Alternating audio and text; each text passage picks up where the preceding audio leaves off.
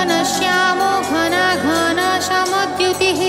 अनन्तकल्पवासी च कल्पसाक्षी च कल्पकृत् सत्यनाथ सत्यचारी सत्यवादी सदा स्थितः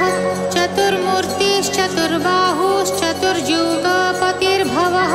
रामकृष्णो जुगन्तश्च बलभद्रो बलो बली लक्ष्मीनारायणो देव सालग्रामशिलाप्रभुः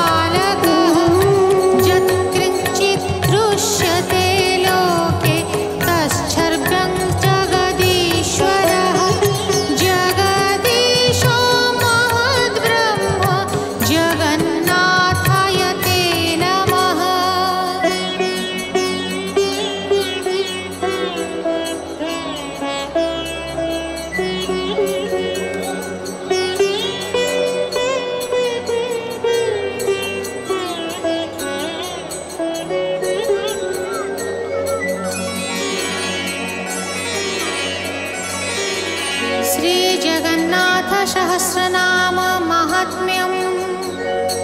एवं नाम सहस्रेण स्तवयं पठ्यते यदि पाठं पाठयते जस्तु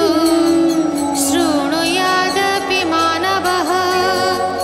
सहस्राणां सतेन वै यज्ञेन परिपूज्यते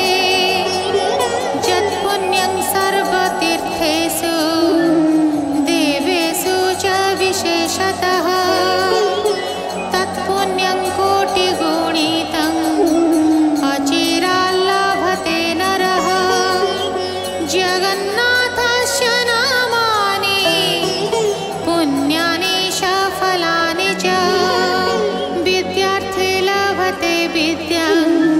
योगार्थे योगमाप्नुयात् कन्यार्थे लभते कन्यां जयार्थे लभते जयम् कामार्थे लभते कामं पुत्रार्थे लभते सुतं